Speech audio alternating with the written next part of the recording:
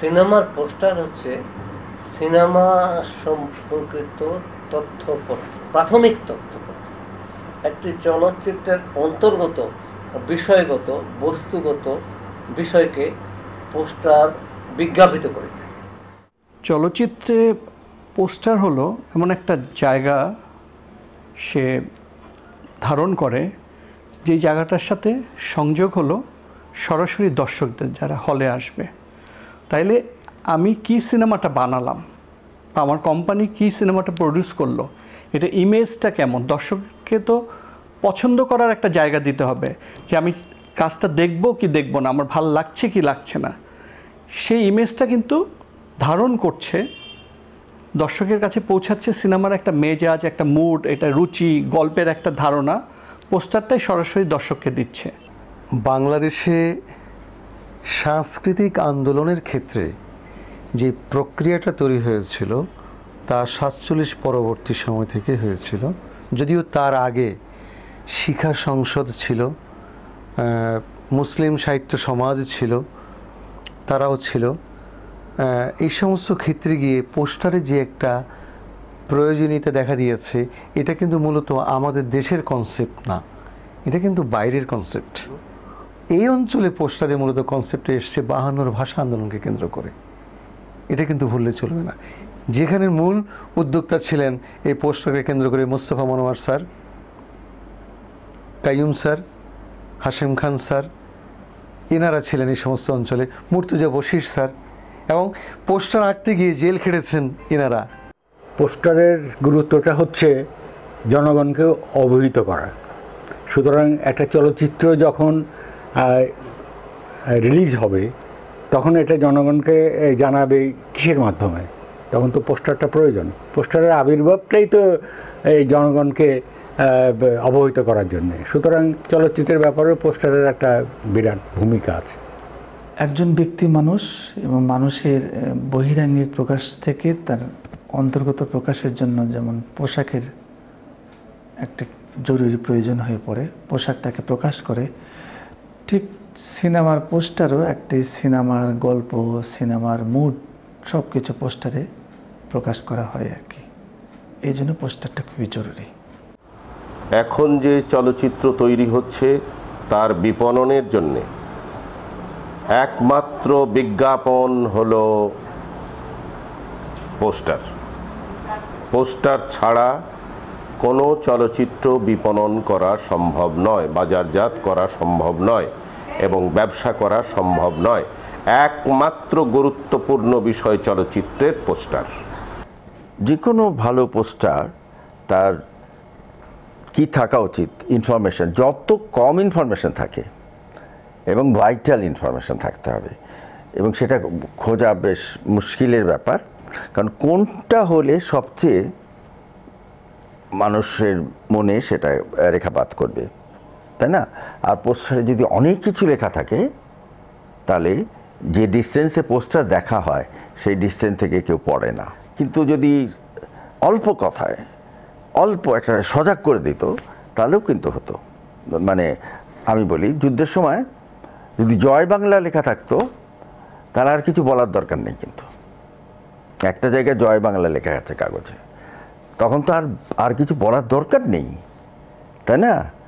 আমি জানি যে এখানে কারা আছে, সমস্ত ইতিহাসটা চলে আসছে। তো সেই রকম বহু সময় এরকম খুব অল্প কথায় দারুণ দারুণ পোস্টার হয়েছে। তার সব পোস্টারে ভীষণ ভীষণ নাম করা পোস্টার সব আছে। একজন দর্শক পোস্টারটা দেখে ছবি দেখতে আগ্রহী হবে, সুতরাং ছবির বেস্ট পসিবল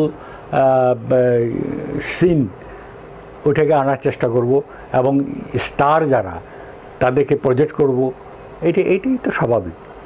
এবং সেই সঙ্গে মানে এই গ্রাফিক ডিজাইনের নান্দনিক দিকটা যাতে বজায় থাকে সেটাও চেষ্টা করব।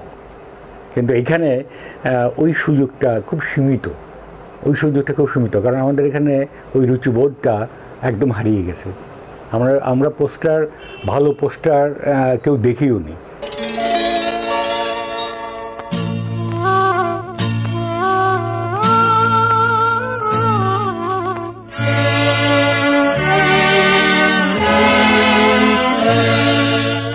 ওরে নীল দরিয়া আমায় দে রে দে ছাড়িয়া, বন্দী হইয়া মনোয়া পাখি হায়রে কান্দে রইয়া রইয়া।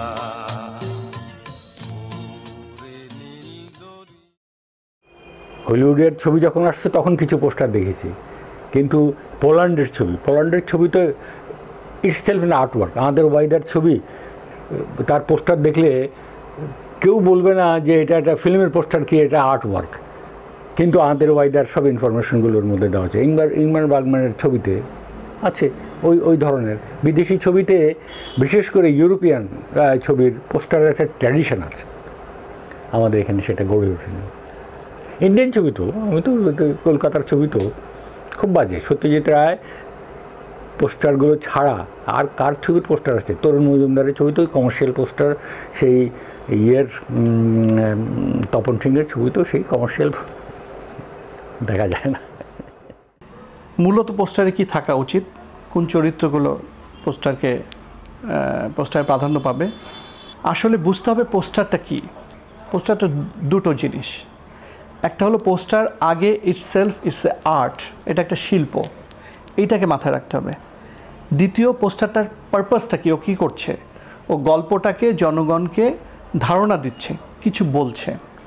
পোস্টারের চরিত্রগুলো সাধারণত আছে গল্পে কোন চরিত্রের প্রাধান্য বেশি, অতএব সেই পোস্টারে এসে প্রাধান্য পাবে। আবার এমনও দেখা গেছে যে একটা সময়কালে কোনো হিরো কোনো হিরোইন গল্পে যেমন প্রাধান্য পেয়েছে, চলচ্চিত্রে প্রাধান্য পেয়েছে, পোস্টারে প্রাধান্য পেয়েছে। আবার কিছু সময় পার হওয়ার পর দেখা গেল যে তার সেই চলচ্চিত্রের তার সেই মূল্যায়নটা নাই, চরিত্র তেমনভাবে পাচ্ছে না। আরেকটি পোস্টার সে খুবই মানে প্রথম থেকে খুবই ছোট একটা জাস্ট ক্লোজ আপে তাকে ইনসার্ট করে দেওয়া হয়েছে আর কি, এইভাবে প্রাধান্য পেয়ে থাকে। আর বাংলাদেশে পোস্টারের মূল যেটা আমরা সুর ধরতে চাই যে সব সময় নারী চরিত্রে প্রাধান্য পেয়ে থাকে, কিন্তু 90-এর দিকে এসে এসে কিছু অ্যাকশন ছবি হওয়াতে সেখানে পুরুষ চরিত্রে প্রাধান্য পেয়ে গেছে বেশি। যেমন আমি বলতে পারি যে নবাব সিরাজউদ্দৌলা ছবিতে দেখবেন শুধু সিরাজের মুখটা দিয়ে একটি পোস্টার, আর কিছু নেই। ইভেন আলিয়াকেও রাখা হয়নি, শুধু সিরাজ। তো সেটা হচ্ছে যে সিরাজউদ্দৌলা ছবিটাই হচ্ছে এক চরিত্র কেন্দ্রিক, এবং সেটাকে পরিপূর্ণ করার জন্য অসংখ্য চরিত্র আছে, মির্জাফর, রায়দুল্লভ, রাজবল্লভ বা আলেয়া, রানী, লুৎফা সবই আছে, কিন্তু সিরাজ একক চরিত্র। ছবিটাও তাই, যেমন পোস্টারও মেইন পোস্টারটা হয়েছে একক সিরাজকে। চলচ্চিত্রের পোস্টারে যে আমরা সাধারণত তো যে বাণিজ্যিক নির্ভর, এবং ফলে যাকে বেশি সেল করা যায় এটা ওখানে দেখা যায়। এখন নায়ক হলো সবার উপরে সব কিছু। এখন পাকিস্তান আমলে আনোয়ারার ছবির নায়ক রাজ্জাক, যিনি আজকে আমাদের নায়ক রাজ্জাক, তিনি নায়ক, তাকে হাইলাইটস করা হলো। আগের চলচ্চিত্রের পোস্টারে সাধারণত নায়ক নায়িকার ছবি আর দু একজনের ছবি দিয়ে করা হতো, কিন্তু এখানে একটা অদ্ভুত বিষয় দেখা যায়, সেটা হলো যে নায়ক, নতুন একজন নায়কও ধরলাম আমি, অভিনয় করতে আসলো, তিনি কিন্তু পোস্টারে হাইলাইটস হচ্ছেন।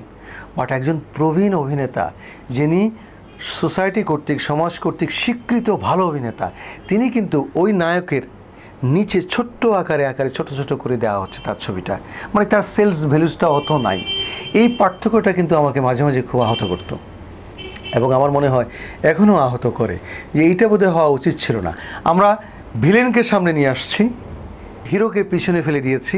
আর ওই যে একটা ছবিতে ভিন্ন ভিন্ন চরিত্রে অভিনয় করতেন, অথচ তারা দুর্ধর্ষ অভিনেতা, বিখ্যাত অভিনেতা, দুর্ধর্ষ বলাটা বোধহয় ঠিক হবে না, বিখ্যাত অভিনেতা। এখন গোলাম মোস্তফার মতো অভিনেতা, এটিএম শামসুজ্জামান স্যারের মতো অভিনেতা, এই সমস্ত অভিনেতাদের ছবি যখন আমরা দেখি তখন আমরা একটু বিব্রতকর অবস্থায় পড়ি। তবে একটু পরিবর্তন বোধহয় এখানে এনেছেন, একটু পরিবর্তন এনেছেন ধ্রুবয়েশ। হুমায়ুন স্যারের ছবিগুলিতে উনি খুব একটা পার্থক্য করেননি, মোটামুটি সবার লেভেলটা পোস্টারের মধ্যে রেখেই পোস্টারটাকে তৈরি করতে চেষ্টা করেছেন, এবং তার জন্য আমি অবশ্যই ধ্রুবয়েশকে ধন্যবাদ জানাতেই পারি, কারণ ধারণাটা ওনার। তবে আমি বলবো যে এই চলচ্চিত্রে বৈষম্যটা ছবির ক্ষেত্রে যেটা দেখা দিয়েছিল বা যেটা এখনও আছে তা দূর হওয়া উচিত। এটা থাকলে ক্ষতি হতে পারে আমাদের, এবং যা হয়েছে আমরা একজন মানুষকে গুরুত্বহীন করে ফেলতে পারি না। চরিত্রটা যদি ছোটও হয় তাতে কী যায় আসে, সে তো অভিনয় করছেন, তিনি একজন ভালো অভিনেতা, তাকেও আমি সেভাবে মূল্য দেওয়া উচিত। এখন স্পেসের বিষয় তাহলে আসে, হ্যাঁ স্পেসের ক্ষেত্রে যদি আসে তাও ভালো যে তাকে মোটামুটি একটি জায়গায় রাখা, কিন্তু একেবারে হিরোর পায়ের তলায় বা ভিলেনের পায়ের তলায় তার ছোট্ট করে কয়েকটা ছবি দেওয়া, এটা খুব একটু ভালো দেখায় না। এই নিয়ে একটু সতর্কতা থাকলে ভালো হয়। সাধারণত সিনেমার বিষয়বস্তু অনুযায়ী পোস্টার তৈরি হয়। কি কি ধরনের সিনেমা আমাদের দেশে হয় সেটা চিন্তা করতে হবে, আগে হতো কি কিভাবে। একাধারে সাপের ছবি হচ্ছে, রাজা বাদশাহ নিয়ে ছবি হচ্ছে, পারিবারিক গল্প নিয়ে ছবি হচ্ছে, একাধারে গ্রামের ছবি হচ্ছে, সামান্য দু একটা প্রেমের ছবি হচ্ছে, কিছু সাহিত্য নির্ভর। এগুলোই আমরা শুরুতে দেখেছি এসেই। সেই সিনেমা এখন বিবর্তিত হতে হতে একেবারে সব মিশে একটার মধ্যে এক লাইনে চলে এসেছে শুধু প্রেমের গল্প, শুধুই প্রেম, যার ফলে দর্শকরা সিনেমা হল থেকে চলে গেছে, সব ধরনের দর্শকরা। কারণ যুবক ছেলেমেয়েরা ছাড়া প্রেমের ছবি দেখে খুব কম। এখন যে পোস্টারটা হচ্ছে, আমি মনে করি যে এই পোস্টারের কোনো এস্থেটিক ভ্যালু নেই। বিদেশি পোস্টার যেমন ইংমার বার্গম্যানের ছবির পোস্টার কিংবা পোল্যান্ডের ছবির পোস্টার, ওই পোস্টারগুলোতে একটা ক্রিয়েটিভিটি আছে। তারা পোস্টারগুলোকে একটা আর্ট ওয়ার্ক হিসেবে দেখেন। সত্যজিতের ছবির পোস্টারই বলি, তার ছবিতে যে টাইপোগ্রাফি এবং ছবির যে প্লেসমেন্ট, যেমন অপুর সংসারের পোস্টার, তার যে টাইপোগ্রাফি, প্রত্যেকটি ছবি, পথের পাঁচালীর যে দুর্গা অপু ছুটে দৌড়ে যাচ্ছে এবং তার সেই লেটারিং, তারপরে অভিযান, সব ছবির পোস্টারেই উনি কিন্তু নিজে হাতে করতেন। হ্যাঁ, তার কিন্তু এই যে ক্রিয়েটিভ মানে এই যে ইয়েটা এক্সপ্রেশনটা, এই বিশেষ করে গ্রাফিক ডিজাইনার অসাধারণ। তার উপরে যে বইটি বেরিয়েছে, বইটি দেখলে বুঝতে পারবো যে কী চমৎকার সব পোস্টার। তবে ফিল্ম পোস্টারে আমি তো হলিউডের অনেক পোস্টার দেখেছি। আমার কাছে সবচেয়ে একজন ডিজাইনার, তার নাম হচ্ছে সল বাস, আমেরিকায় উনি আছেন। ফিল্মের পোস্টারে উনি কিন্তু এক্সপার্ট, ফিল্ম টাইটেল এবং ফিল্ম পোস্টার। এবং সেইখানে আমি দেখেছি যে ফিল্ম পোস্টার, সল বাসের করা poster the man with the golden arm, Frank সিনাত্রার ছবি, তারপরে round the world in 80 days তার ছবি, তার পোস্টার এবং তার টাইটেল, অসাধারণ ফিল্ম টাইটেল। এখনও পর্যন্ত ওনাকে কেউ সারপাস করে যেতে পারেনি। হ্যাঁ, আরও অনেক ছবি, তার ছবির সাইকো, তারপরে এইরকম এই যে ফিল্মের যে বিবর্তনটা ওয়েস্টে হয়েছে, আমাদের এখানে হয়নি। আমাদের এখানে এখন যে পোস্টারগুলো হয়, এক কথায় কুৎসিত। আগে কিন্তু বেশ সুন্দর সুন্দর নান্দনিক পোস্টার হয়েছে, ইদানিং যেন সেই জিনিসগুলো একটু কমে গেছে। মাঝখানে আমি বলতে পারি সূর্য দিঘল বাড়ির কথা, যেমন ছবিটি অসাধারণ, তাদের চিন্তা অসাধারণ ছিল, পোস্টারটাও সাংঘাতিক সুন্দর ছিল। তো ন্যাচারালি ভালো কাজ করার সুযোগ আছে, কিন্তু এই কমার্সের কারণে, ব্যবসায়িক চিন্তার কারণে অনেক সময় নন্দন তত্ত্বটা হারিয়ে যায় ব্যবসার কাছে। আমরা যদি 60s-এর দিকে তাকে, পোস্টার তখন ছিল একটা শিল্পরূপের দাবি করতো সেই সময় পোস্টারগুলোর ভিতরে জাস্ট কিছু সিম্পল ছবিগুলো পেস্ট করা হতো আর কি, কখনো গল্পটা ধরে রাখা হতো। কিন্তু পরবর্তী সময়ে পোস্টারগুলো কিন্তু চেঞ্জ হয়ে গেল, যতটা গল্পে নাই তার চেয়ে কিছু বেশি প্রকাশ করার জন্য পোস্টার আমরা সেগুলো দেখতে পাই। এবং কখনো কখনো গল্পের দাবিকে মানে প্রকটভাবে প্রকাশ করার জন্য পোস্টার চলে আসে। যেমন আমরা মনে করি যদি রূপবানের পোস্টারটা দেখি, যে একজন রূপবান নায়িকা রূপবানের হাতে সেই শিশুটি দেখাচ্ছে, তার মানে এটা একটা গল্পের ঠিক অন্তমূলের সুরটায় প্রকাশ পাচ্ছে। ঠিক অপোজিটে আবার যদি আমরা স্বাধীনতার পরে রংবাজকে দেখি, যে রাজ্জাকের হাতে একটা মদের বোতল, তার মানে আস্তে আস্তে সমাজের যে চাহিদা, সামাজিক অবস্থানের যে প্রেক্ষাপট বদলের চাহিদা, সেটা কিন্তু পোস্টারের মধ্যে চলে আসলো আর কি। এইভাবে আমরা একটা বিবর্তন লক্ষ্য করেছি। পরবর্তীতে সামাজিক আন্দোলন, সমাজের যে বিবর্তন, সমাজের যে অস্থিরতা, সব কিছুই পোস্টারের শরীরে লেপ্টে গেছে।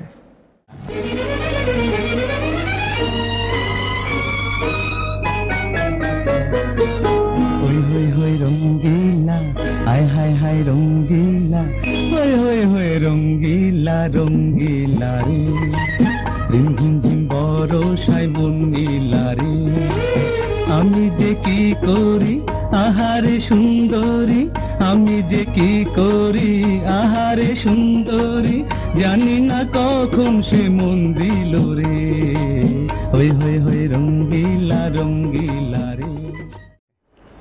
চলচ্চিত্রের বিবর্তন, পোস্টার বিবর্তন, মূলত এই বিবর্তনগুলি তো আসে বিভিন্ন ক্ষেত্রকে ধরে। ছাপার স্টাইল চেঞ্জ হয়ে যাচ্ছে, কাগজ চেঞ্জ হয়ে যাচ্ছে, অভিনেতা অভিনেত্রী চেঞ্জ হয়ে যাচ্ছে, পরিচালক চেঞ্জ হয়ে যাচ্ছে, থিমও চেঞ্জ হয়ে যাচ্ছে, এবং মানুষকে কী করে আকৃষ্ট করবে একটা পোস্টার, সেরকম অনেক রকমের ভাবনা তৈরি হয়। যখন যে ছবিটি বাজারে আসছে, যে মানুষটি যেভাবে মূল্যায়িত হচ্ছে সমাজ কর্তৃক, তাকে উদ্দেশ্য করে কিন্তু চলচ্চিত্রের পোস্টার তৈরি হচ্ছে, বা বিভিন্ন পোস্টারও সেভাবে হচ্ছে আর কি। যে কিন্তু চলচ্চিত্রের পোস্টারের ক্ষেত্রে অদ্ভুত পরিবর্তন আমরা দেখি, এবং সেটা কিন্তু সত্যিকার অর্থে তৎকালীন সমাজ ব্যবস্থা বা এখনকার সমাজ ব্যবস্থা আমি বলবো, সেটা হলো যে নায়ক বলতে আমরা একটা পজিটিভ রোল ধরি, আমরা এই মানুষটি জয়ী হবে অন্যায়ের বিরুদ্ধে সত্যের পক্ষে লড়াই করে। কিন্তু বর্তমানে চলচ্চিত্রের পোস্টার দেখা যাচ্ছে সেখানে ভিলেনের ছবি, পুরোটা ছবি জুড়ে নায়ক চলে গেছে ভিলেনের ছবির পেছনে। এই দিয়ে বোঝা যায় কিন্তু আমাদের সমাজের অবস্থা। কিন্তু চলচ্চিত্রের পোস্টার একটা বড় রকমের ভূমিকা রেখেছে আমি মনে করি, যে আমাদের সোসাইটির কী অবস্থা। কিন্তু এটি যদি খারাপ দিকও আছে, প্রমোট করা হচ্ছে মনে হয় যেন ভিলেনকে, সেটা তো হতে পারে না। আলটিমেট গোলটা আমাদের সত্যের জয়। এখন বাংলাদেশের অধিকাংশ পোস্টারে বাংলাদেশের ফ্লেভার নাই। বাংলাদেশের মানুষের যে মন মানসিকতা, তাদের যে চিন্তা, তাদের যে স্বপ্ন, এই বা সংস্কৃতির যে আবরণ, সেটা বাংলাদেশের পোস্টারে এখন পাওয়া যায় না। প্রত্যেকটা বাংলাদেশের পোস্টারে মনে হয় শুধু নামটা বাংলা অক্ষর, কিন্তু বাংলা অক্ষর বাদ দিলে মনে হবে যে এই পোস্টারটা ঠিক বাংলাদেশের না, কোথাও কোনো অন্য দেশের হবে আর কি। কারণ ছেলেটির যে গেট আপ, সব কিছুই, বা পেছনের যে ব্যাকগ্রাউন্ড, যে ডেকোরেশন, সব কিছু মনে হয় যে এই পোস্টারটা হয় বিদেশি কোনো ছায়াছবির পোস্টার আর কি। এটা একটা সামাজিক, আমি কি বলবো, এটা একটা অবক্ষয়ও বলতে পারি আর কি, যে পোস্টারে বাংলাদেশকে আর খুঁজে পাওয়া যায় না। ছায়াছবির ব্যানার যারা করেন, সিনেমা হল ডেকোরেশনের সময় সিনেমা হলের সামনের ব্যানার যারা করেন, বা রাস্তাঘাটে যে সিনেমার কাট আউটগুলো তৈরি যারা করতেন, তাদেরকে দিয়ে পোস্টার বানানোর একটা চল শুরু হয়, এবং তথাকথিত কমার্শিয়াল ধারণার থেকে আর কি। তো সেই পোস্টারগুলো হয়তো দর্শককে আকৃষ্ট করেছে বা হয়তো করতে পারেনি, সেটা এক এক ছবিতে এক এক রকম হয়েছে। কিন্তু আমার কাছে মনে হয় পোস্টারের মান নিম্নগামী হয়েছে ওইসব কারণে, যে সত্যিকার পেইন্টার বা সত্যিকার ডিজাইনার, ওদের হাত থেকে পোস্টার যখন সরে অন্য হাতে চলে যাওয়া শুরু হলো, তখন থেকেই আমাদের বলবো যে বিবর্তন হয়েছে ঠিকই, সেই বিবর্তনটা নিম্নগামী হয়েছে।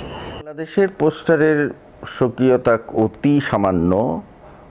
ওই কয়েকজন ভালো যারা পরিচালক ছিলেন, জহির রায়হান, তারপরে খান আতা সাহেবের ছবির ইয়েগুলো, সেগুলো তো ভালো ছিলই, হ্যাঁ নিশ্চয়ই রুচিশীল ছিল, এতে কোনো সন্দেহ নেই। তারপরে ওই গোলাপি এখন ট্রেনে, সেটাও ভালো, মোটামুটি বেশ ভালো ছিল। এই ধরনের, অর্থাৎ আবার সেই ঘুরে ফিরে একই কথা যে ভালো ছবির ভালো পোস্টার, এর আর দ্বিতীয় কোনো কথা নেই।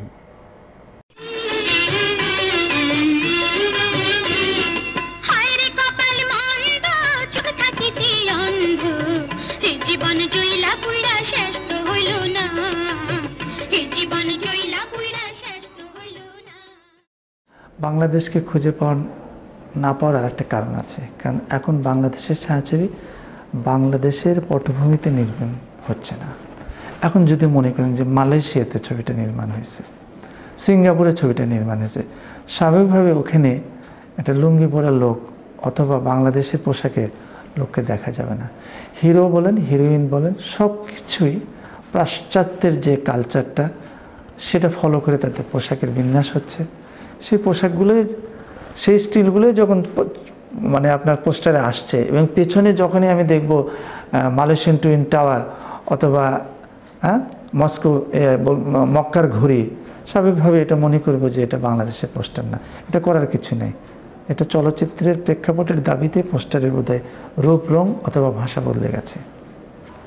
আমি মনে করি যে বাংলাদেশের পোস্টারের একটা নিজস্বতা আছে, অবশ্যই একটা আইডেন্টিটি আছে। বাংলাদেশের শুরুর দিক থেকে যদি পোস্টারগুলো আসি, সেই রূপবান, সেই মানে জহির রায়হানের পোস্টারগুলো, আমজাদ হোসেনের পোস্টারগুলো, আলমগীর কবিরের পোস্টারগুলো, আগের দিনে যত কাজ হয়েছে, আপনি দেখবেন যে পোস্টারের মধ্যে একটা কোমলতা ছিল, একটা ক্যারেক্টারিস্টিক ছিল। আমি যদি এইভাবে বলি, পোস্টার দেখেই আমি বুঝতে পারি এটা জীবনানন্দ দাশের বাংলাদেশের পোস্টার, যেখানে আলো ছায়ার খেলা আছে, যেখানে কি বলবো, পদ্ম ফুলের মতো একটি রং আছে, যেখানে হিজল তমালের বনের যে একটা নস্টালজিয়া, একটা যে ইমেজ, কোমল বাংলাদেশ, ওই ব্যাপারগুলো কিন্তু আগের পোস্টারে ছিল। একটি দেশের কালচার, একটি দেশের মানুষের রুচি, সেটি তার সমস্ত কর্মে তার ছাপ থাকবেই, বেরিয়ে আসবেই। সুতরাং বাংলাদেশের পোস্টার দেখলেও পৃথিবীর অন্য 50টা দেশের পোস্টারের সঙ্গে মিলালে দেখা যাবে যে অবশ্যই এটি সব দেশ থেকে ভিন্ন, কারণ এর ভিতরে এই আমাদের মানুষগুলোর চাওয়া পাওয়া, আমাদের রুচি, আমাদের কালচার আছে। সাধারণত যিনি বিপণন করেন, যিনি বাণিজ্য করেন, অর্থাৎ আমাদের প্রযোজক, পরিবেশক, তারাই পোস্টারের আইডিয়া দেয়, তারাই পোস্টারের তৈরির জন্যে চুক্তি করে আরেকজনের সাথে, তাদের সাথেই লেনদেন হয়। পরিচালক শুধু দেখে, পরিচালকের আইডিয়াও খুব একটা নেওয়া হয় না অনেক সময়। মনে করেন একজন প্রযোজক, সে লগ্নি করতে পারে কিন্তু ছবি তো বুঝে না, সে একজন পরিচালক বুঝে, কিন্তু ওই প্রযোজকটাই এখন পরিচালককে চালাচ্ছে, আমি যা বলবো তাই করো। আর ওই প্রযোজকটাই এখন পোস্টার ডিজাইন নিয়ে বসে গেছে, আমি যা বলবো তাই করো। এরা এসে ক্রাশ করে ফেলছে। সব ক্ষেত্রে একটা পোস্টারে পরিচালক প্রাধান্য, মানে পরিচালকের চিন্তা প্রাধান্য পায় না। আমি যদি মনে করি পরিচালক যদি সচেতন হয়, সে যদি চায় যে তার পোস্টারটা এরকমই হবে বা এইভাবে প্রেজেন্ট করা হবে, তার গল্পের যে মুড সে এইভাবে ক্রিয়েট করতে চায়, সেখানে পরিচালকের ভূমিকাটা সিংহভাগই থেকে যায় আর কি, এবং সেই পোস্টারটা ক্রিয়েট করে, চিন্তাটা ডিজাইনারকে দেয়। কিন্তু সাধারণত এরকম যত্নশীল পরিচালকের খুবই অভাব।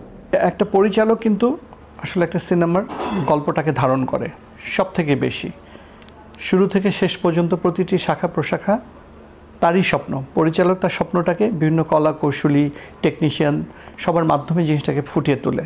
অর্থাৎ পুরো জিনিসটা, আইডিয়াটা একজন পরিচালকই ভালো বোঝেন। তো যিনি সব থেকে বেশি ধারণ করেন, তিনি একমাত্র উপযুক্ত ব্যক্তি যিনি পোস্টার ডিজাইনারকে পুরো জিনিসটা বুঝিয়ে বলতে পারবেন কি হওয়া উচিত, কি চান। পোস্টারটাও কি চান পরিচালক, সেটি ডিজাইনারকে তিনি বুঝিয়ে দেন।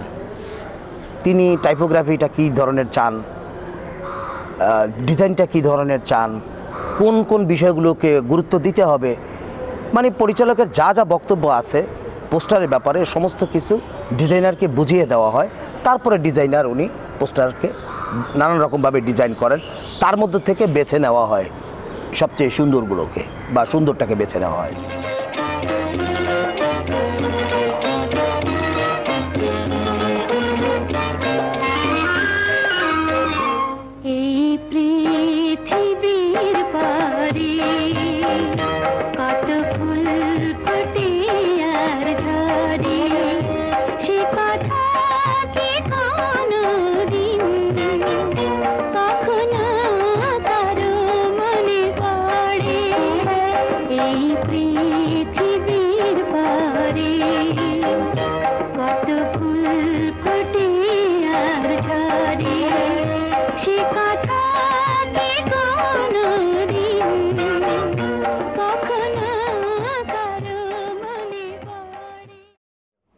পোস্টারে যে লেখাগুলি থাকে, এই লেখাগুলি মূলত আমি মনে করি 60, 70, 80 দশক পর্যন্ত যে টাইপোগ্রাফিটা ছিল সেটি ছিল সত্যিকার অর্থেই নান্দনিক।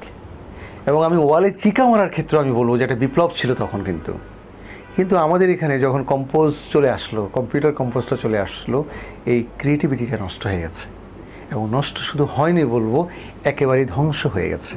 আমাদের বর্ণমালার যে বিভিন্ন রকম লেখার রূপ আমরা দেখতাম বিভিন্ন পোস্টারে, সেটা এখন আর আমরা পাই না। আমরা না পাওয়াতে তাতে কি হয়েছে, আমরা আমাদের এই একটি শিল্পকে হারিয়ে ফেলেছি। এটা পোস্টারের টাইপোগ্রাফিটা ছবির কন্টেন্টসের উপরে নির্ভর করে। হ্যাঁ, ছবির কন্টেন্টস যদি চিন্তা করা যায় আর কি, হ্যাঁ, সেখানে টাইপোগ্রাফিটা ঠিক ওইভাবে আসলে পরে আমার মনে হয় ভালো। যেমন এই পথের পাঁচালীর যে টাইপোগ্রাফি, হ্যাঁ, এটা অপু দুর্গার ছুটে চলা, তারপরে অপুর সংসারের টাইপোগ্রাফি, হ্যাঁ, এইগুলো মাথায় রেখে করতে হয় আর কি। টাইপোগ্রাফির চিন্তাভাবনাটা বাংলা টাইপের, আমরা তো বাংলা ছবি করি, সুতরাং বাংলা টাইপই আসবে। বাংলা টাইপের যে বিবর্তন, এই ক্যারেক্টারটাকে বজায় রেখে নতুন কিছু করা। জহির রায়হানের একটা ছবি জীবন থেকে নেয়া, সেটা যুদ্ধের সময় যখন আমরা চলে গেলাম, হ্যাঁ, ভারতে, কলকাতায়, তখন সেই ছবিটা কি করে যেন ওখানে পৌঁছেছিল এবং সেইটা কলকাতায় দেখিয়ে আমাদের মানে মুক্তিযোদ্ধাদের সাহায্যের জন্য এর ব্যবস্থা করা হলো। তখন আমি, জহির রায়হান সাহেব, ঋত্বিক ঘটক, এরকম কয়েকজন, আমি ঠিক সত্যজিৎ রায়ের পাশেই বসেছিলাম। আচ্ছা, সত্যজিৎ রায় তখন বলছিলেন, ছবিটা যাচ্ছে, শুরু হলো, তো উনি নর্মাল অক্ষরে টাইটেলটা করেছেন, ছাপার অক্ষর যেরকম হয় না, মোটা সরু, সেই রকম অক্ষরে করে, কোনো কায়দার না, ফিল্মি কায়দা না। তো সত্যজিৎ রায় বললেন, বাহ, এটা তো ভালো ব্যবহার হয়েছে, এই ছাপার অক্ষরের লেখা খুব ভালো। তো সেটা হলো যে ইয়ের সঙ্গে মিলেছে বলে, এটা ভাষার সঙ্গে সম্পর্কিত একটি অনুষ্ঠান বলে ছাপার অক্ষরের বাংলা ভাষাটা, বাংলার অক্ষর, সঠিক অক্ষর দেওয়াটাই তখন মনে হয় সবচেয়ে ঠিক ছিল। তো সেরকম হয়েছে, বেশ কিছু হয়েছে এখানে, কিন্তু ভীষণ ভীষণ কম, বলা যায় না, খুঁজে খুঁজে বলতে হচ্ছে। পোস্টারের একটা প্রচলিত একটা টাইপোগ্রাফি কাজ করে, আগে থেকেই কাজ করতো। যেমন নবাব সিরাজদৌল্লা, এই সিরাজদৌল্লা নাম এর পাশে একটা মুকুট থাকবে।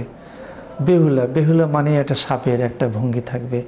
এটা কিন্তু একটা শিল্প চর্চার ক্ষেত্র হিসেবে কিন্তু প্রকাশ পেয়েছিল একটা সময় আর কি।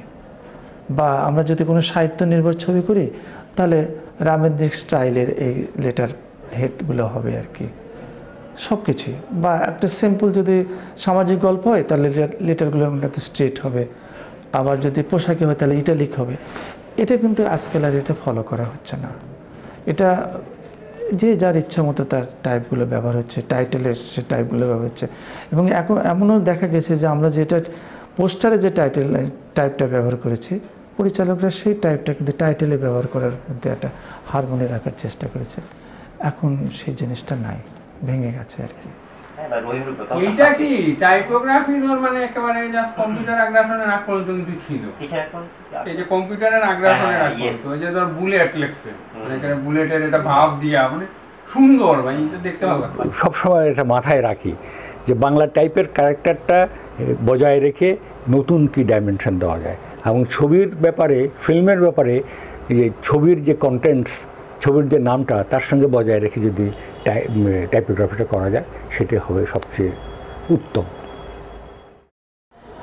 বাংলাদেশের মনে করেন যখন প্রথম মুখোশ আমাদের বাংলাদেশে হলো, এরপরে আস্তে আস্তে মনে করেন বাংলা সিনেমা যখন আরম্ভ হলো, তখন আমাদের অনেকেই মানে রিক্সার ড্রাইভাররা চাইতো, আবার কেউ কেউ বলতো যে না আমাদের ইন্ডিয়ান যেগুলি ফিল্মের এইগুলি দেন। ওই ফিল্মফেয়ারের মতো ছবি আছে ওগুলি আমি গ্রাফ করে করতাম, আবার কোনোটা এইভাবেই দেখা মানে এইভাবেই করতাম আর কি, মানে অনুমানে নিতাম আর কি। আপনাকে ফেসটা দিয়ে আপনি কত কীভাবে এক্সট্রা শুটটা করে দেবো এটা নিজে কাল্পনিকভাবে করে বের করে নিতাম। ছোটো ছবিটা কিভাবে বড় করব, বড় ছবিটা কিভাবে ছোট করব, নায়ক নায়িকা আপনাকে মেয়েটাকে জেন্টসের ছেলে পড়াবো এটা নিজে মেধাভাবে খাটাইতেন। ভিলেনে ছোট হইতো, আবার ভিলেনে বড় রাখতাম, নায়িকা ছোট রাখতাম, ওভাবে নিজের মেধার উপরে কাজ করলাম। যত কীভাবে শিল্পটা কাজটা বেরোতো, ফুটে বেরোতো, কালার কীভাবে উঠতো, কোনটা দিলে ভালো হতো, তখন আমাদের উপরে আমি চিন্তা করি মনে করেন আমাদের মানে কাজ করা, দুটো পয়সা রোজগার করা, এই চিন্তাটাই বেশি। তবে আর একটা চিন্তা আমার যে আমাদের বাংলাদেশের যে ছবি নানান জায়গার দৃশ্য আছে বা গ্রামের দৃশ্য, এগুলিও কিছু আমি রিক্সার পেন্টিং করছি আর কি, রিক্সার মধ্যে দৃশ্য।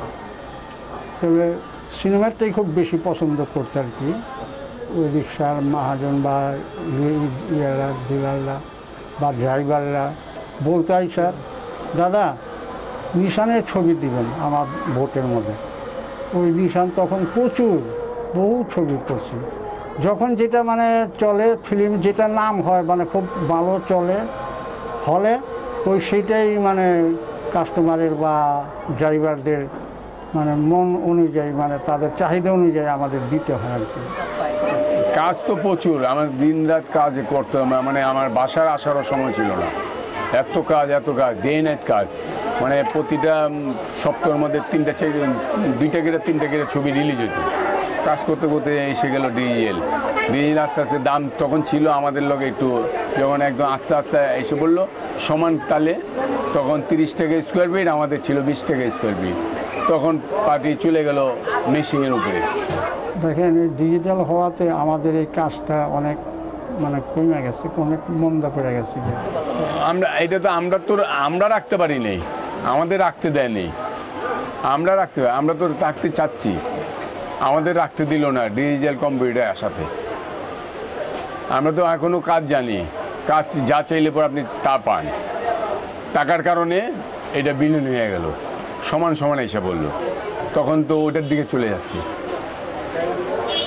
আমাদের তো মানে শিল্পটা যে আপনি কাজ দেখাবো, কাকে দেখাবো, কে দেখবে? আর ডিজিটাল তো আর শিল্পটা দেখাতে পারছে না, আমার যে যার কিমিতে এটা দেখাতে পারছে না, উনার মতন দেখাচ্ছে মেশিনের দ্বারা, তাই না? এইটি পোস্টারিংটা ছিল পাকিস্তানে, ওয়েস্ট পাকিস্তান আর ক্যালকাটাতে। আর আমাদের এখানে যেটা হতো লিথো পোস্টার, এটা মনে করেন 1-2টা প্রেস ছিল, লিথো কাজ করতো। দেশ স্বাধীন হওয়ার পরের থেকে এই অফসেট পোস্টারের লিথো পোস্টারটা তখন একদম টোটাল অফ হয়ে গেল, অফসেট পোস্টারটার দিকে চলে আসছে। এই চলছে এখনো পর্যন্ত। আগে তো আমরা ম্যানুয়ালে কাজ করতাম, সব কাজ, ডিজাইনটাও ম্যানুয়ালে হতো, তারপর আপনার কি সব কিছু ম্যানুয়াল আর কি। কম্পিউটারে ডিজাইন করতে যায় সেরা প্রথম দিকে ছবি নিয়ে আর কি ইনপুট দিতে হতো, স্ক্যানিং করা হতো, এবং স্ক্যানিং করে তারপরে ডিজাইন করা হতো। আর এখন ডিজিটাল ক্যামেরায় নেগেটিভ শ্যুট করার পরে, ছবি শ্যুট করার পরে আমরা ডাইরেক্ট হার্ড ডিস্ক বা পেন ড্রাইভ পেয়ে যাই, এটার থেকে ছবি পছন্দ করে ডিজাইন তৈরি হয়। ডিজাইন করার সময় সিনেমার যে নাম, সে নামের কনসেপ্টের সাথে সাথে আর কি ডিজাইন করতে হয়। আর্টিস্ট আছে আমাদের, ওই আর্টিস্টে দেখা যাচ্ছে যে 2 রকম 3 রকমের ইয়া লিখলো, টাইপ লিখলো, লেখে সে পার্টিটা দেখাইলো। পার্টি যদি বলে যে না এই টাইপটা ভালো লাগতেছে, তারপর ইয়া করলো, ওটা তো জাস্ট স্কেচ করা থাকে আর কি। এই স্কেচের উপর আমরা ওই যে ইলাস্ট্রেটর বা ফটোশপ এগুলো ইয়া করে পাত করি আর কি, পাত করে সেটা নিয়ে তারপরে এটার উপরে ইয়ে আর কি এফেক্ট দিই আর কি। এই যে এখানে যে পিস্তলটা আছে, পিস্তলটা ভালো লাগতেছে না, দেখছে যে ইন্টারনেটে থেকে একটা সুন্দর পিস্তল, মানে দেখছে যে মানে গ্লোসি সুন্দর আছে, এটা নিয়ে প্রেস করে দিলাম। তারপরে পিছনের যে গ্রাউন্ডটা আছে, দেখছে যে আমার সিনেমার যে সমুদ্র সৈকতের ইয়ে আছে, দেখছে আমার সিনেমার যে সমুদ্র সৈকতের সিনটা যেমন সুন্দর না, ফ্রেশ না, ওইটা দেখছে ইন্টারনেট থেকে আমি নিয়ে এই জায়গায় যদি প্রেস করে দিই, তাহলে দেখছে ডিজাইনটা সুন্দর হয়ে যাবে, এরকম আর কি। আগে কাজের যে স্টাইল ছিল একই স্টাইল রয়ে গেছে, এখন হয়তো কম্পিউটারে কাজ হয়, আগে রং তুলি দিয়ে হাতে কাজ হতো। কাজটা ওই হিসাবে অনেক কম হয়ে গেছে আর কি, এবং স্বল্প সময়ে অনেক বেশি ডিজাইন করা যায়। এখন কম্পিউটার ডিজাইন করা মানে কম্পিউটার অপারেট করা, সামান্যতম কিছুটা আইডিয়া থাকলেই ডিজাইন বিভিন্নভাবে সেটিং ডিজাইন করে সেটা ডিজাইন করা হতো। হাতের কাজে যে একটা মজা ছিল সেই জিনিসটা এখন তো নাই, এখন আর্টিস্ট বলতেই নাই, এখন কম্পিউটার অপারেটর আছে।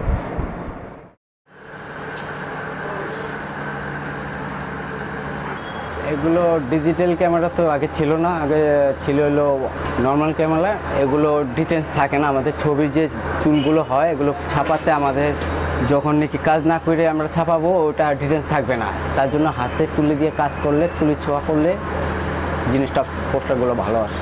ওগুলো তো তখন তো ডিজিটাল ছিল না, তখন তো যোগ ছিল, হাতের যোগ। এই যে আমার একটা ছেলে মিন্টু, ও সব হাতে আগে তো হেঁটে কেসি কেটে কেটে পোস্টার লাগাইতো, পোস্টার লাগিয়ে ছবিটা করতো, এইভাবে পোস্টার লাগাইতো, ছবি লাগা ওটাকে টাচ দিত, দেওয়ার পরে দাম স্ক্রিন হতো, তারপর তো নেগেটিভ হতো, তারপর পজিটিভ হতো, আর এখন ডাইরেক্ট পোস্টার ডাইরেক্ট প্লেট হয়ে যায়। এখন ডিজিটালে যে ছবিগুলো বেরিয়েছে, আমাদের সম্পূর্ণ পোস্টারের মধ্যে আমরা ট্রান্সপারেন্সি কালারটা বেশি আর কি ইউজ করি, যেটা ওয়াটার কালারটা আমাদের কম ইউজ করি, ট্রান্সপারেন্সি কালারটা ইউজ করি বেশি।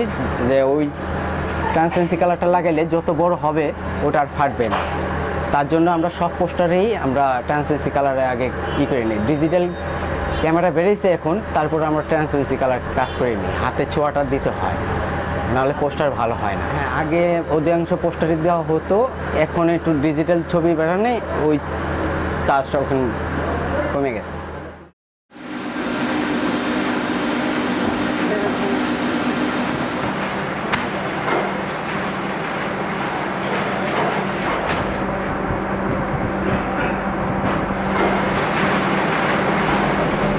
আমি এক প্রতিষ্ঠানে সার্ভিস করছি 17 বছরই আমি সিনেমা পোস্টার করছি আর কি, এটা নিজেই প্রিন্ট করছি আর কি। ওর থেকে আমার মানে বিশাল একটা অভিজ্ঞতা। তারপর আমি সার্ভিস বাদ দিয়ে নিজেই ব্যবসা শুরু করলাম। শুরু করার পরে এই সিনেমার সব কাজগুলো মনে করেন আমার হাতে এসে পৌঁছেছে আর কি, আমার দিয়ে করার জন্য মানে ইন্টারেস্টেড আর কি। ওর থেকে মনে করেন আমি ব্যবসা শুরু করলাম গত 6 বছর যাবৎ। এখন মনে করেন 90% কাজ আমি নিজেই করি আর কি।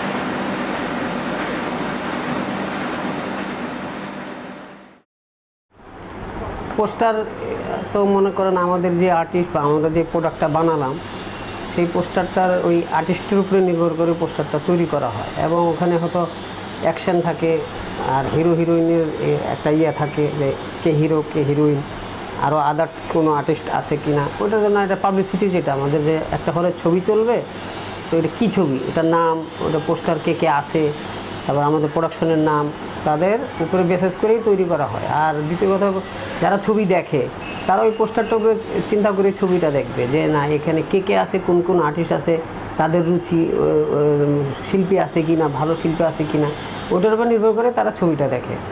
আর ওখানে আমাদের প্রোডাকশনের নাম থাকে, কোন ডাইরেক্টর, তাদেরও একটা চয়েস থাকে, কোন ডাইরেক্টরের ভালো ছবি বানায়, এই বিভিন্ন হিসাব করে এই পোস্টারটা তৈরি। আর আমাদের তো প্রচারের জন্যই ছবিটার নাম কোন ছবিটা হলে গেল কি আসে বিষয়, এটার জন্যই পোস্টারটা হয়। দর্শক চলচ্চিত্রের মার্জিত সুন্দর এই ধরনের পোস্টারই বেশি পছন্দ করে আর কি। মানে পোস্টার দেখে দর্শকরা ধারণা পেতে পারে যে ছবিটা ভালো বা খারাপ এরকম ধরনের একটা মন্তব্য তারা করতে পারে না। দর্শকরা, আজকালকার দর্শক কিন্তু আগের মতো এত বোকা নয়। বর্তমান দর্শক অনেক চালাক এবং তারা অনেক কিছু বোঝে এবং সিনেমা নিয়ে তারা অনেক বিশ্লেষণ করে। পোস্টার হলো আমাদের মেইন জিনিস, হলো ব্যবসার প্রচারের জন্য আমাদের পোস্টার লাগে। বিভিন্ন হলে পোস্টার লাগাতে হয়, দর্শক দেখে, প্রচার হয়।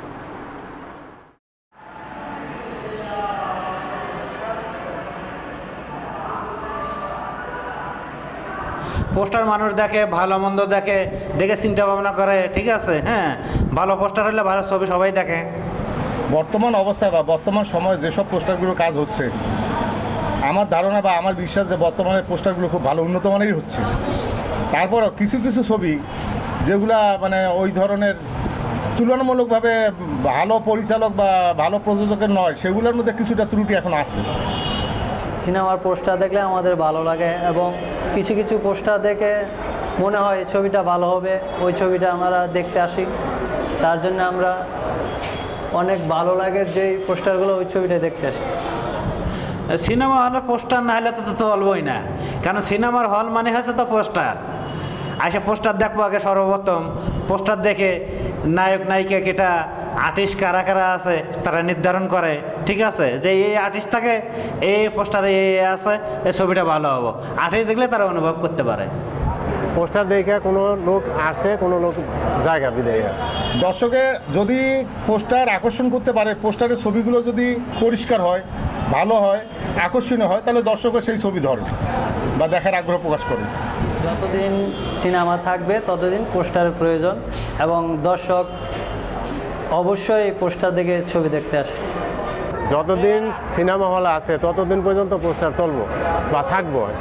তো পোস্টার আকর্ষণীয় আর কি, পোস্টারটা দিলে আকর্ষণ থাকে আর কি।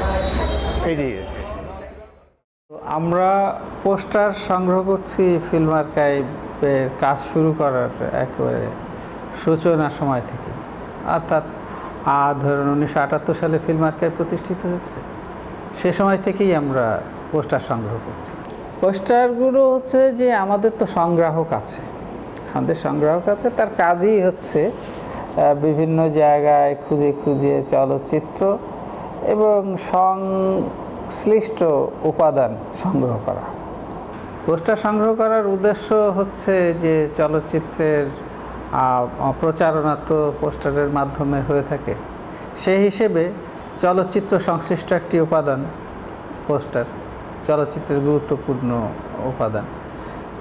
সেই কারণের জন্য আমরা পোস্টার সংগ্রহ করছি, সংরক্ষণ করছি। আজ পর্যন্ত আমাদের টোটাল সংখ্যা হচ্ছে ৬,৮১৫টি। তবে টাইটেল হিসেবে যদি বিবেচনা করেন সেটা হবে ১৪০০ মতো টাইটেল। কোনো কোনো পোস্টার একাধিক কপি আছে।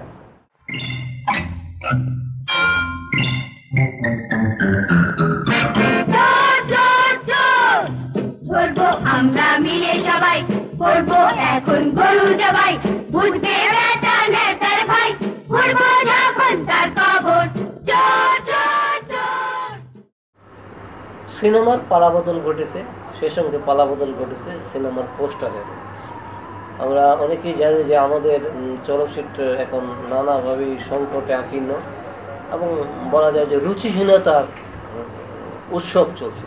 তো তার ছাপ কিন্তু চলচ্চিত্রের পোস্টারেও পড়ছে এবং পোস্টারেও আমরা দেখছি প্রতিহিংসার সেই রক্তাক্ত মুন্ডু হাতে নায়ক যাচ্ছে, তাই না, বা লাশ পড়ে আছে, বা ধর্ষিতা নায়িকার ছবি, এবং দেখা যাচ্ছে যে প্রায় অর্ধ উলঙ্গ নর্তকীর ছবি।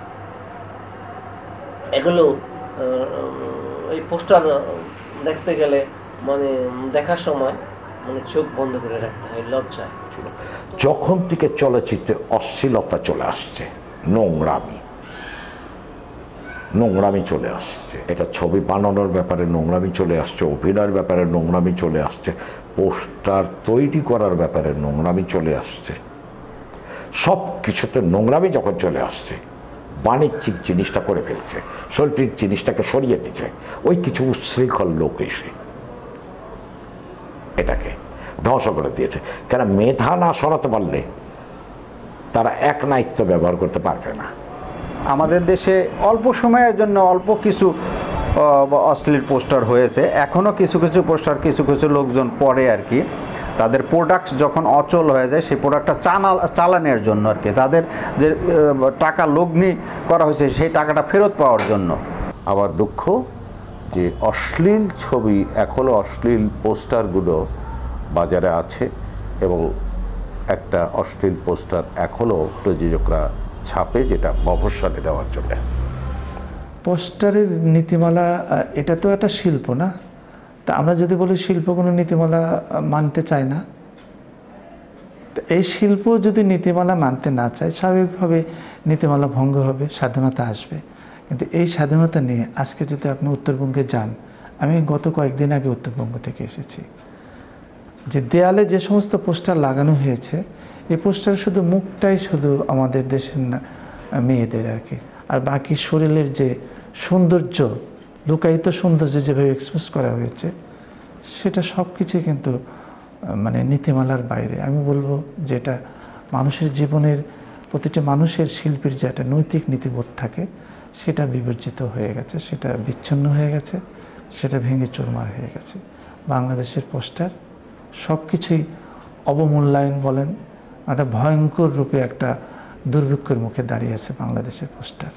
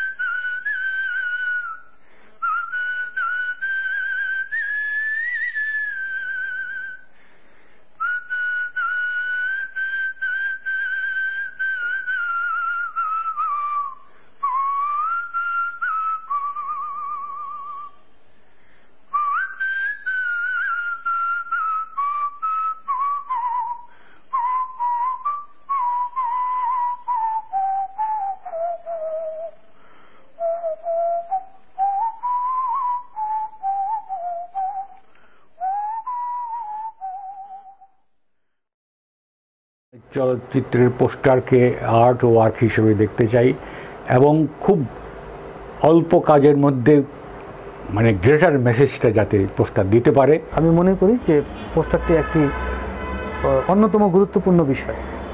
এখানে আমি নীতিমালার কথাই বলি আর যাই বলি, আমি মনে করি যে আমি আমার পোস্টারটাকে অবশ্যই আমার চলচ্চিত্র উপযোগী করে তৈরি করব, যেখানে আমার বিষয়, আমার আর্টিস্টের কোনো পরিবর্তন থাকবে না। সুস্থ সুন্দর একটি পোস্টার তৈরি করব আমি আমার ছবির গল্প এবং বিষয়টাকে প্রাধান্য দিয়ে। পোস্টারে আমার যে কোনো গল্পের সিনেমা হোক না কেন, যে ধরনের সিনেমাই হোক না কেন, পোস্টারের সৌন্দর্যটা মাস্ট। প্রথম শর্ত হচ্ছে আমার পোস্টারটা দেখে আমার ভালো লাগতে হবে। দেখেই যেন মানুষের মনে হয় যে সুন্দর। এই সৌন্দর্য বোধটা পোস্টারে থাকতে হবে, সেটা যে ধরনের পোস্টারই হোক। আমি আশা করব ভবিষ্যতে যারা ছবি বানাবেন বা এখন যারা বানাচ্ছেন তারাও নান্দনিক পোস্টারের দিকে মনোনিবেশ করবেন।